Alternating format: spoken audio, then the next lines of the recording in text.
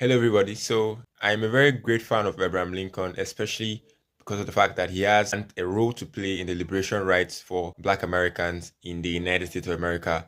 And I find that very worthy of celebration. And besides that, he has been accorded as the person, one of the greatest ever speeches in human history. That he has done some very invaluable things that have made United States of America what they are today. But aside from that, he has some very lovely quotes, some of which I might be delving into in the course of my speaking journey. And today I am going to be talking about one of them. And that one is precisely the fact that he said that if he has 8 hours to cut a tree, he would use 6 hours to sharpen his knife. All right.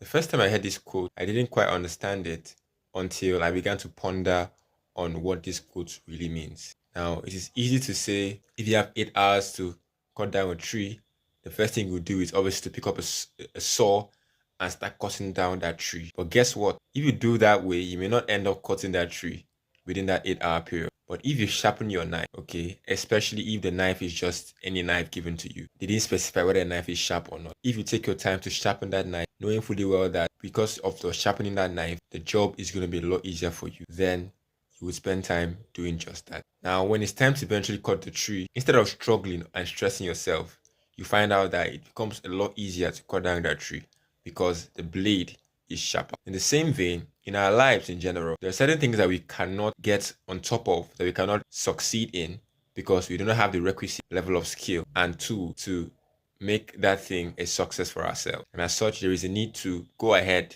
and go deeper, get more roots before we can eventually spring forth. All right. There's a verse of the Bible that says that except a grain of wheat falls to the ground and dies, okay, it cannot be made alive again. In the same vein, there's a certain level of depth that you need in order to achieve a certain degree of success in whatever endeavor and field it is.